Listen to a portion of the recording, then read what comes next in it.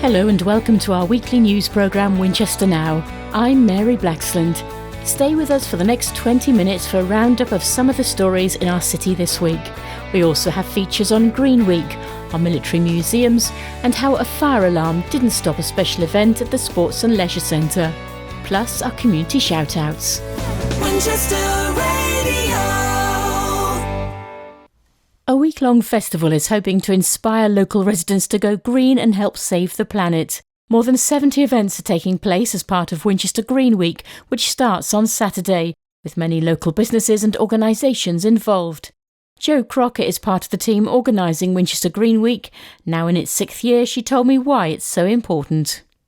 You don't have to look very far to listen to the news and think about the stories about the pressures on our planet, and Winchester Green Week is a way to try to pull together, celebrate all the really good stuff that's going on and promote a sustainable future by helping people to realise that by taking action, responding by being creative and doing things together, that we actually have a chance of making a difference. And it's important for us to communicate with each other about wanting that change, so that people who've got the possibility of, making policy changes or systemic changes can all feel like the people are behind them. And there's so much going on in the week to come. It's really exciting. This is going to be the 6th Winchester Green Week. It's become an annual thing in the calendar, I think, and we're just aware that more and more people know that this is an opportunity they can get involved in. I've been involved in updating things on the website, and we're up to at least 70 different events going on, put on by probably about 45-50 organisations, so even bigger than last year. It just means that there are things for everybody,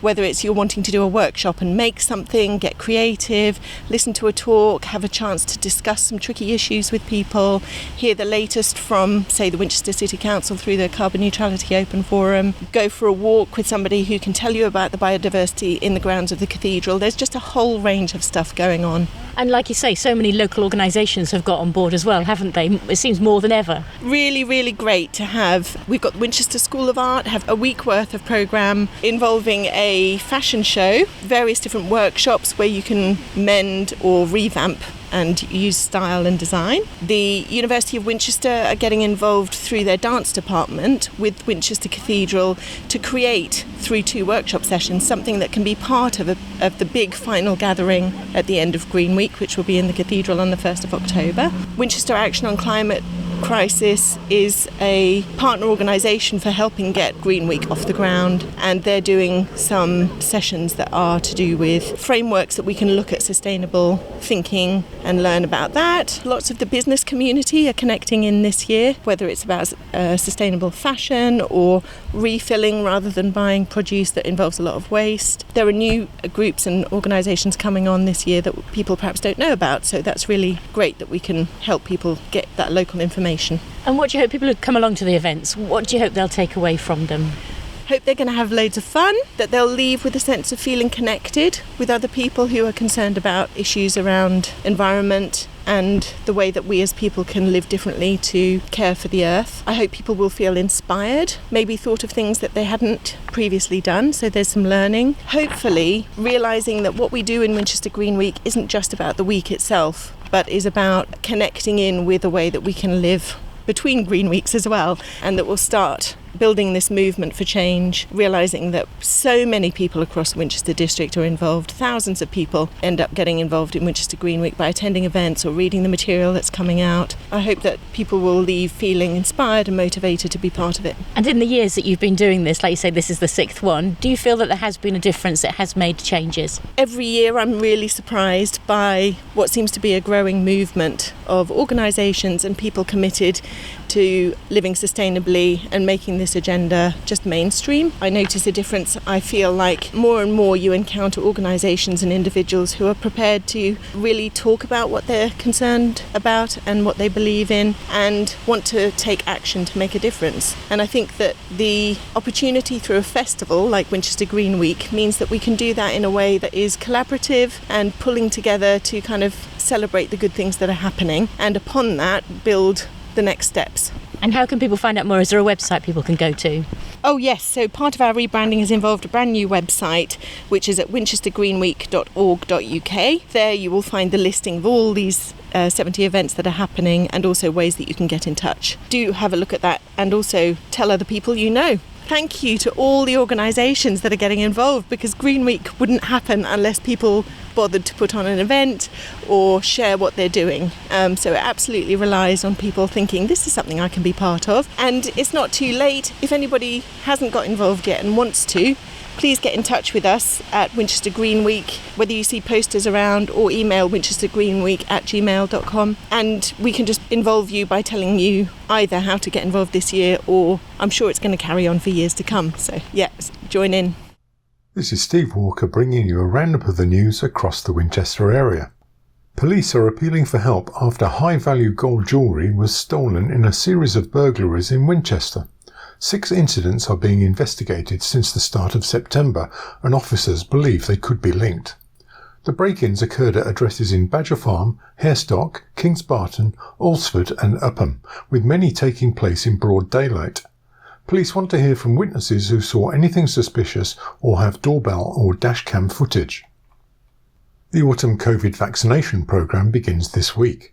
Flu and COVID jabs will be administered by the primary care network at Badger Farm Surgery from this weekend. People over 65 years old and those aged between 18 and 64 who are at risk are eligible and will receive a message from their surgery. The government hopes that as many people as possible will be vaccinated by the end of October. A fundraising page has been set up to raise money to support people in Morocco affected by the recent earthquake. More than 2,000 people died in the disaster and thousands more have been made homeless. The Winchester Muslim Cultural Association has set up a Just Giving page. They say money will help a charity that works in the Atlas Mountains to provide food, water and shelter for those affected. A main road out of Winchester has been closed for 5 weeks for carriageway and drainage repairs. Morstead Road is a route from the city into the Meon Valley and Bishop's Waltham. It's shut from St Catherine's Way at Bar End to the junction with Hazley Road. It will be closed for 24 hours a day for the 5 weeks except this weekend, when it will reopen with temporary lights in operation. Meanwhile, a new pedestrian crossing is to be installed on another major city route. The traffic light controlled Puffin crossing will be erected at the junction of Romsey Road with Clifton Terrace for a trial period early next year. It's part of the Winchester Movement Strategy, which was adopted by the County Council and City Council in 2019 to make it easier for people to walk and cycle in the area.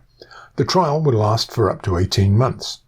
And that's a roundup of the news across the Winchester area. A fire alarm at the Winchester Sports and Leisure Centre didn't stop the fun at the annual Paralympic Personal Bests event. A water leak forced the evacuation of the building, but fortunately the sun was shining, so activities moved outside instead. More than 200 participants with learning or physical disabilities joined the event, which started more than a decade ago. They take part in a variety of sports, with the aim to encourage people to maintain good physical and mental well-being. So my name is Jacob. And how many years have you done this? So I have done this for 2 years now. This will be my 3rd year. Anything that's with Winchester Gold I will support and join in. What do you particularly like doing? Today I took part in squash, I took part in some athletics, throwing javelins, and went round the round track really fast. I won. You must really enjoy it. I love every day of it and I look forward to it every year round. My name is Amy. What have you enjoyed most doing today? Today, my favourite thing is football and rugby. What do you like most about this event? Doing things outside and really be fresh air. So. Hello James, tell me a bit about what you've been doing today. We've been doing some activities today, para-PPs today. I've been doing some athletics, rugby sort of kicking as well. Then after that we were doing some throwing. And how many years have you done this? How many years? I've said 11th year actually now. And what do you enjoy about doing this? Meeting lots of people as well, and see everybody's enjoying themselves well, and meeting new people again. So the last skill we're going to practice today, guys, is kicking! Kicking! Off we go. Bang! How about that? Hi, I'm Kevin Stevens. I am one of the event management team for Para PBs, and I was also the founder in 2012. Well, it's lunchtime at the moment, but how's it been going this morning? Well, it's been chaotic, I think, is probably the least of what I can say. 9:20, we were just about to do the volunteer briefing and the fire alarm went in the leisure centre. So we had to evacuate that, bring our contingency plans in on the basis of having the whole event outside. So somehow or other, we've been able to take squash outside, which I thought was an impossibility. It hasn't mattered one jot to any of the participants. The joy in their faces and the joy in their character is exactly the same as when we're inside. And how many taking part this year? Well, if I take you back, in 2012 we had, I think, 32 participants. This year we've got 216. One of the things I'm really pleased about is that we've also got a huge increase in the number of volunteers. And that just goes to show the guys who come one year are all coming back to do it another year because they find it so worthwhile, they get so much out of it, even though they're shattered at the end of the day. And speaking to some of them, like you say, they come back year on year. They just love it, don't they? They do. I mean, for some guys, in terms of the participants, it's the only sporting occasion they go to all year. As part of the event, everybody gets a T-shirt, everybody gets a certificate of participation, and everybody gets a medal as well. So for some of these guys, it can be the first time they've had any public recognition of anything that they've done. To have that presentation, to have that applause, is something unique to them. They'll just remember it forever. One at a time. Well done. The event is organised by Winchester Go LD, the City Council, University and everyone active. It encourages people to have a go and celebrates their achievements during the day. Handing out the medals was Paralympic gold medal swimmer Maisie Summers-Newton. Nice shot. Round of applause for Ben. Everyone's just taking parts in loads of different sports, and some sports that they may have even tried before. It's just incredible, and yeah, I'm loving watching everyone do it. How important do you think it is to have events like this? Oh, so important, just making people aware of disability sport and allowing people with disabilities just to take part, no matter how hard it is or how easy it is. Anyone can take part, whether that's just throwing and catching a ball or running around the field for laps and laps. I think it's just incredible to have people with disabilities have that chance to just take part and be part of a team. You've been speaking to some of the people today. What do they say they get out of being part of this? They love it. I think it's just great for them to socialise and get out here with other people. It's outdoors, so that's just amazing to get some fresh air, and it's sunny here, which is brilliant. They seem to be loving it. One girl said to me she's not really a big fan of sport, but just being here and trying different sports, it's amazing for them. You've had so many successes, and especially in the last few years, lots and lots of gold medals. People must find you an inspiration. I always find it weird when people say I'm an inspiration because I still see other athletes as inspirations to myself, But it's lovely, and, even if I can inspire just one person, then, that's kind of my job done. But hopefully today I can inspire many, many people because there seems like there's so many different people here. So, hopefully I can inspire loads. And tell me a bit about the work that's gone into that success, as well as all the training you're doing. You're training to be a teacher as well. Yeah, so I train 8 times a week, 2 to 2.5 hours long each session. And I'm also at University of Northampton studying to be a teacher, so it's quite full on. Sometimes I get up at 4 a.m. for training and then have to go straight to school, finish school about 4:30, 5, and then go straight back to the pool. So it's tough and it's challenging, but I'm someone who quite likes a challenge and I love to be busy, I think. Just kind of doing as much as I can kind of helps me and keeps me going. Keeps me on my toes. And what's the dream for the future? Definitely to hopefully make Paris next year and hopefully defend my titles. I think that would just be incredible. I mean, I've achieved everything that I've ever wanted to achieve and more, so that's kind of the next challenge, I guess. And then also to finish my degree this year. I'm in my 3rd year now, and become a primary school teacher eventually and hopefully inspire generations of children about parasport, people with disabilities, and also teach them along the way as well. Winchester Radio. Residents and visitors made the most of a sunny Saturday to enjoy the last weekend of the Heritage Open Days. From classic cars to Regency dancing, there was so much to see. The Military Museums held a big day out, and Winchester Radio went along. The band and bugles of the Rifles marching through Peninsula Barracks in front of crowds at the Military Museum's big day out. On display, military vehicles and uniforms from the Boer War to modern day. walking into town, seeing this, and this is history, English history, and I'm very interested in that because one of my husband was an army officer. And also seeing the equipment they needed to carry, particularly in Africa, thick covers, this is fascinating. It really stirred me. It's the history, human history. It's quite nostalgic seeing all the uniforms and feeling a bit sorry actually for some of the guys that are in all that clobber out in the sun. I thoroughly enjoyed it. It's something different. It's nice to see people out and about enjoying the sun. The weather's nice as well. So my husband's brother was in the Green Jackets. He's something he comes to every year, so we've come along for the first time to support him. What do you think about what you've seen so far? Very, very interesting, isn't it? A lot more than I thought. Certainly the museum was incredible. A really good experience. People made a lot of effort, dressed up, great atmosphere. And they're all ready to talk and explain things to you. So yeah, it's very friendly. I'm Gary Bazant. I'm a volunteer at the Royal Green Jackets Museum and also a reenactor with the 95th Rifles. Tell me a bit about some of the costumes that you're all wearing today. Today you're seeing a fairly wide historical span of the uniforms that were worn predominantly by the 95th and our antecedent regiment. We've got soldiers wearing red uniforms, we've got myself wearing the green of a rifleman, and then we've got soldiers from the Boer War, the First World War and the Second World War wearing the khaki uniform and showing how it evolves over that period from 1900 up to 1945. And why do you think it's so important to sort of bring this history back to life and show people what it was like? I think it's a wonderful way of teaching history. It gives people the opportunity to actually see something, and I think personally that's the way to take things in. Coming along to events like this, seeing people like myself dressed in uniform of the period, and perhaps then coming along further to see proper reenactment events where they can see large bodies of soldiers moving on the field from the time periods is really a fantastic way for information to be picked up. And what sort of response have you had today? It's been extremely good. I think we've been busier than we anticipated. There's been an awful lot of visitor participation, not just with the reenactors, but also with everything else that we've got going on here today. Each of the 6 museums opened their doors free of charge. There are activities to take part in, crafts to make. Outside, serving members of the military were on hand to talk about their experiences alongside historic reenactments. I'm Darren Bowyer, I'm the director of the Gurkha Museum. So tell me, how important is an event like this to the museum? Well, it's the first time we've done one of these in my time. I've been here for 3 years now, but I think all the museums would agree with me. It's really important that we engage with our local community. I often find that people come and they say, well, I've lived here for years and I didn't know this was here. And it's a great resource. Winchester's a place with rich offering in museums and galleries and things, and we're part of that. And especially for the Gurkha Museum at the moment, you're fundraising for some big plans.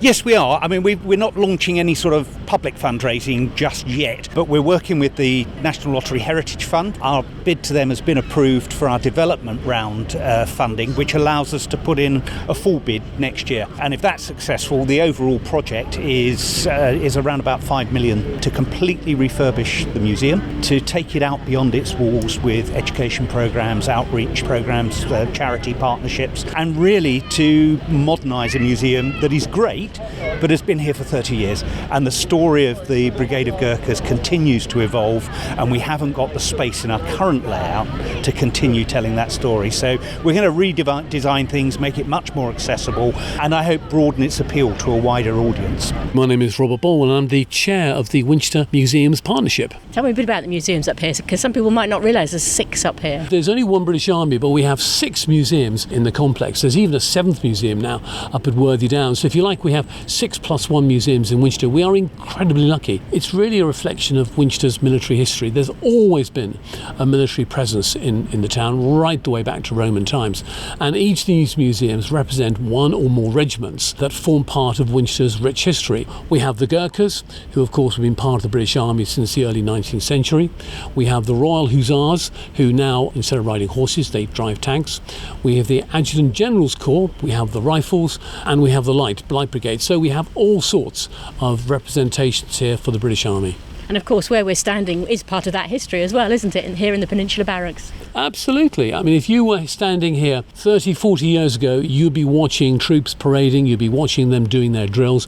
Now, half the barracks, or over half the barracks, has been set out as wonderful accommodation, private accommodation, with incredible fountains, lovely gardens, but there is a bit down the far end which is still part of the military establishment, and it's where we have those museums. And tell me a bit about the future for these museums, because you're saying things could get quite tough in the future. Yeah, we have to decide, I think, as a nation, what we want our museums to do. Traditionally, we're here to educate, we're here to preserve our heritage. But of course, with every round of spending cuts, whether we're talking about local authority funding or funding from central government, the purse strings get tightened. Gone are the days, really, when any museum, whether it's a military museum or even an art gallery, can expect public funds without giving some sort of return. So here, within our complex, within the Military Museums Partnership, we try to go out, we reach out to schools, we reach out to the public to try and emphasise that we are here for an education role, not simply to preserve what's gone on in the past. As well as entertainment, the special day served as a reminder of the military museums and the wealth of history on our doorstep. I mean, everybody goes to the cathedral, and rightly so. It's a fantastic building. But 5 minutes up the road from the cathedral, you have this incredible complex called Peninsula Barracks, 6 museums, wonderful architecture, and I have to say, a fabulous restaurant on site as well.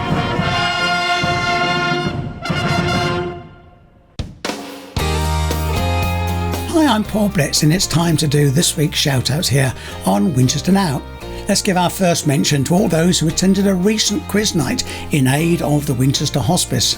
12 tables fought it out with a series of topics, including nature and science, music, films, national anthems and famous faces.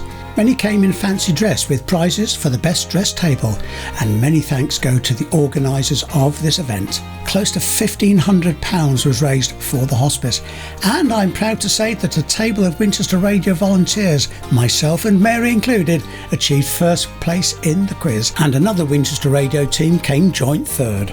Now let's have a round of applause for staff at local firm Milestone Infrastructure, who volunteered 2 days of their time to the Winchester Beacon. They painted some of the residents' bedrooms, plus the room used by the volunteers when staying overnight. Staff there say it was great to have their skills and smiles on site, and say they really value the support of the local community to keep this vital service going. And members of the parish of St Faith in St Cross have been busy at work preparing shoebox gifts for children in need across the world this Christmas. They've been knitting colourful and warm winter hats, which will be added to every shoebox they put together. It's part of a national scheme called Operation Christmas Child, which began 30 years ago to deliver shoeboxes filled with gifts and toys to some of the poorest nations of the world. Many schools and community organisations across Winchester also take part in the scheme, so a big shout out to all of them too. We'll have more great shout outs for you next week here on Winchester Now. Winchester Radio. Finally, one more shout out to Winchester City FC, who've made it through to the FA Cup third qualifying round after a comprehensive 4-1 win against Reading City FC. They've earned a home tie against Maidstone on Saturday the 30th of September. Good luck to them all. And that's all for this week. Many thanks for listening.